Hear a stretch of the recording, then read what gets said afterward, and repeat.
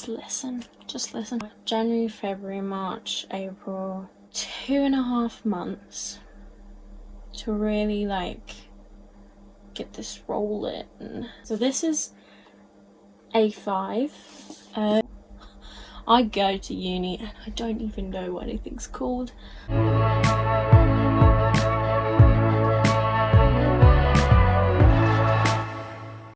just gonna go ahead and start this. I was basically just lying in bed and I thought to myself, like, because I need to start this project soon. Today is the 3rd of August. I'm not sure when they sent out this summer project. It might have been the middle of July, might have been the start of July.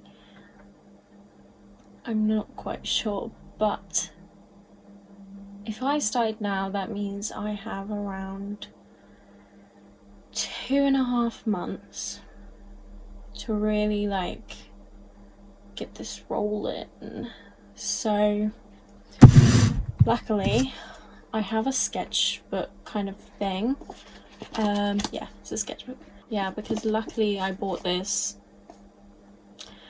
when I was in first year, and I wanted to use it in first year. I think I bought this like right before lockdown. I thought, yeah, I'm gonna use this for like my end project, but then we went into lockdown and I never really felt like, you know, going into a new sketchbook if they weren't gonna actually, you know, get to see it, and like I would have like photographed it and videoed it and stuff, but it's not, I don't feel like it's the same as actually looking at something, feeling something in person. So I put it in my drawer and I thought, I'm gonna use that for second year and, you know, start that to begin with. It's got quite a lot of pages in it. I'm not sure how many when I saw it, I'm not sure how many there actually is. I'm gonna say around 60 to 100, which I'm thinking if I did like 1 page per day, and there's, gosh, how many today? You can see why I chose art and not maths. I'm going to go back in October, midway through, so that's like 15 days, that's alright. November, December, January, February, March, April. We don't really have May, so that's 6.5 months. Let's get trusty calculator out. 180 plus 15 is 195, so it's about, that is about 195 pages. I don't think there's 195 pages. So if I finish this one, I know where to get another one. So if I did a page once a day, maybe 2.5 books of this size. So this is A5, and it has a mixture. It's the Fabrino Classic Artist Journal. I really like it because it's got, the paper is so soft and like good quality. This cost me a dime, I tell you, a dime. I really wanted a good quality sketchbook, not just something I picked up in Poundland or you know. So I did splash out a little bit, but I did get my student discounts, it's not too bad. Anyway, it's got like cream coloured sketchbook paper, and then it's like a 2-tone, so it goes from cream to like this beige. You probably can't see it on camera, actually it literally looks the same, but if you compared it to these two, beige and like cream, they're different. So, like the fact that it's got this, and also when you open the book, like I can use the first page because it's not one of those weird ones. Anyway, that is my book that I need to start sometime soon. But yeah, the fact that I've been like keeping this project off for a while now is just because I don't really know how to start. My friend, she's doing like phobias, and I thought, wow, that is a good project, but it's something really different from what she did last year in first year, and I just don't know, like, do I carry on with what I was doing, or do I start something completely different out of my comfort zone? But then I have so many different ideas, because it's not even like the fact that I don't even have like ideas. I have a lot, but I just don't know what will be the best one to go down, because I feel like I go with one and then I'll do it as much as I can, and I don't know where else to go with it, and no one can seem to help me with it, and so I just kind of stop. And then I notice that it's not enough work, it's not enough progression, so I don't know what to do next. So it's really hard, because last year, first year, I was doing nostalgia and particularly focusing on childhood memories.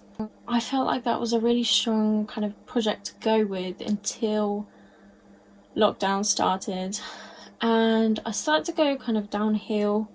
I didn't really want to do any work because me at home, I don't,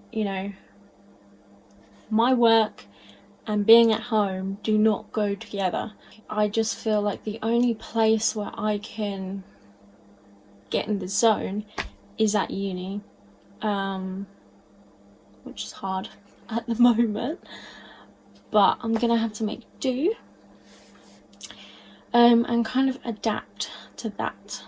Yeah, I was doing nostalgia, childhood memories, and I did some resin pieces, and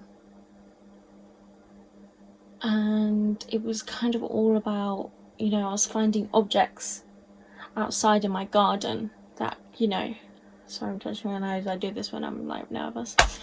I was finding objects in my garden that, could have been there for years and years, since the start of like when I was a child. So I was kind of gathering them up, cleaning them up, but not cleaning them too much. I'd leave like a little bit of rust on them or dirt or whatever, and then I'd put them into resin, and it was kind of the idea of freezing like memories in time, sort of capturing that, this bottle cap could have been, a bottle cap of my drink when I was a child. I don't know that, but it could have been. And the fact that I set that in resin, it kind of resonates with me. The idea of me wanting to go back to a child's state, me wanting to just kind of not be me at the moment. Well, not at the moment, but where I was, because I felt like during lockdown I lost kind of a bit of myself. I'm gonna get really deep here. I felt like I felt stuck, and even though I had, online lectures and personal tutor talks and things via Zoom, it felt helpful, like work-wise, but I feel like it's quite an emotional, like your emotions play a big part in what you create, because I can only really create something if I'm fully involved in that piece of work.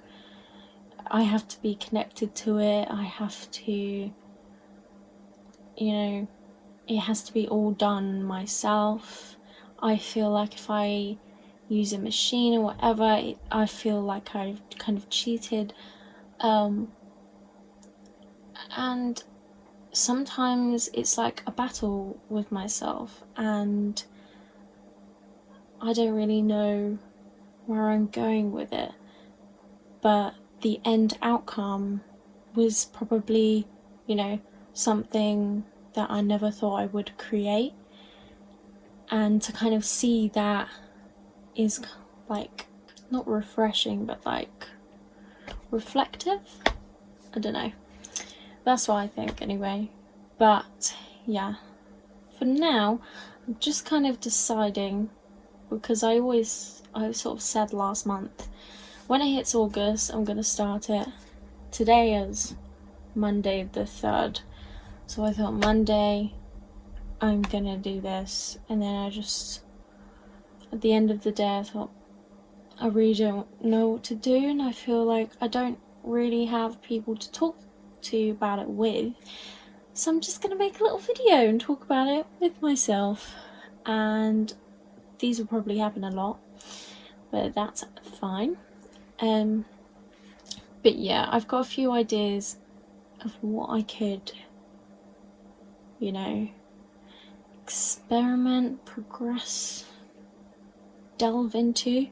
When I went to it's like a vintage emporium kind of thing, because I love old stuff, I guess you could say. I'm a vintage freak. And I found these. I'll get a few out. They are, my mum said that you used to get cards like these in, I'm not sure if she said cereal boxes, but she found out that these particular ones, these are like little fish, sorry for the fly, you got in cigarette packets. And yeah, there's a collection here. It's not the full collection, but I have quite a few, I'd say around maybe 100. There's a lot of the same one. So you've got this one, you've got this one, shark, this one. But yeah, you get the idea. So I was thinking maybe I could do studies of fish, I could do studies of just objects in general, and that could be a good starting point. At the moment I'm trying to think of starting points. I'm not trying to think of the bigger idea, because I don't want to get too involved and, what's the word? Control. I don't want to control what I'm doing. I just want to let it, you know, roll its course. So I could do that. That is one thing. Another thing is, over the summer, maybe 2 months ago, I started doing a Depop shop selling jewellery. I'm just going to show you. Okay, so I started making jewellery that are made out of, I have no idea how to explain this, but I made these miniature packets of food products. This one is a Doritos crisp packet, this is a licorice all sorts sweet packet, Jelly Babies, another Doritos, it's a different way. And they're earrings. I also make key rings. I haven't made necklaces yet, although I do want to. But yeah, these are what they look like. They are biscuits, Pink Panther biscuits. But I started doing that, and me personally, I love anything that is a miniature size. You could give me, what could you give me? I don't know, a phone, and you could give me a miniature sized phone replica of this, and I'd probably love it more than this. I don't know why. I think it's just it's cute. I love it because it's cute and small and I can hold it in my hand, and it's probably back to that childhood state that I just referred to earlier. But yeah, I love it, and that's why I started doing this. I thought maybe I could expand that through my art, because I love doing sort of miniature kind of things. I thought maybe I could study still life artists and, you know, draw, paint, whatever, use whatever materials, and basically just study and research, and, you know, go out, look inside my house, look inside shops, look inside wherever, you know, packaging left on the floors outside, because there is a lot, especially on like beaches and stuff where I can find them. But yeah, I thought I could do that. I could do it small scale, large scale, and I can also make miniatures of different things. The only sort of con, because I weigh up pros and cons a lot, so the only sort of con I have in my head with that is just because it's small scale, and I always want to do things big because I want it to have a big impact.